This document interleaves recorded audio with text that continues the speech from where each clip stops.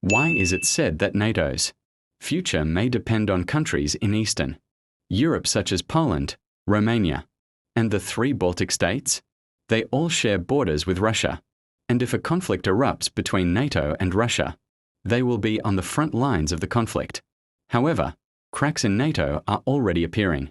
Hungary still stands with Moscow, Serbia refuses to join NATO, and Poland has been forced to choose to expand its army, preparing for the possibility of fighting alone in the future. If one day Eastern European countries decide that NATO is no longer reliable, then the alliance will surely break apart. But this would not stem from war, but from doubt. From this, it is evident that NATO is not a unified bloc. On October 10th, another war broke out, this time between Pakistan and Afghanistan. This all began with airstrikes launched by the Pakistan Air Force on cities including Kabul, targeting the terrorist organization TTP, Tehrik-i-Taliban Pakistan, inside Afghanistan. Pakistan called this an anti-terrorism operation, while Afghanistan labeled it a violation of its sovereignty. The incident resulted in casualties on both sides. Just days before the attack, relations between the Taliban and India were warming up. Subsequently, a war erupted between the two sides. Following this, under the mediation of Saudi Arabia and Qatar, the two sides achieved a temporary ceasefire. However, Pakistan announced the closure of the 2,600-kilometer border shared with Afghanistan. How did the Ottoman Empire conquer the Middle East and North Africa? 1514. The Ottoman Empire under the rule of Suleiman I defeated the Safavid Empire.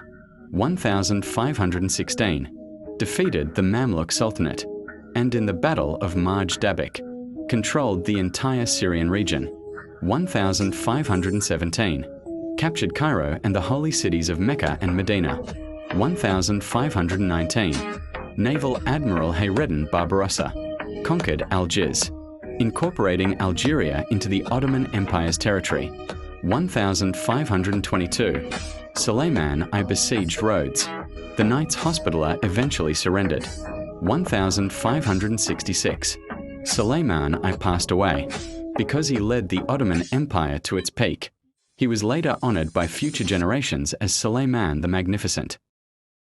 Originally, around 180 million years ago, South America and Africa both belonged to the supercontinent Gondwana. This massive continent also included what are now Antarctica, Australia, and other places. At that time, the Atlantic Ocean did not exist, and all these regions were a single, complete puzzle piece. However, as time went by, tectonic plate movement caused the plates to fracture and separate, ultimately forming the present-day Atlantic Ocean and giving rise to the Africa and South America we know today. Now, the two continents are over 2,800 kilometers apart. South America's area is more than 17.84 million square kilometers, and it is home to over 430 million residents. It also boasts the world's longest mountain range, the Andes Mountains, which stretches for nearly 7,000 kilometers. Interestingly, the two continents still maintain their separating shapes. What would the scene look like if they had never separated? If Indonesia and the Philippines were to merge, would their power increase? It is well known that these two countries have a combined population of over 400 million, which, after merging, would make it the world's third most populous country. The union of these two archipelagic nations would control the sea lanes from the Pacific Ocean to the Indian Ocean, as well as crucial channels for accessing our countries, South China Sea and the Malacca Strait. At the same time, their military strength would also be enhanced. They possess oil, natural gas, and some critical mineral resources, as well as abundant marine products.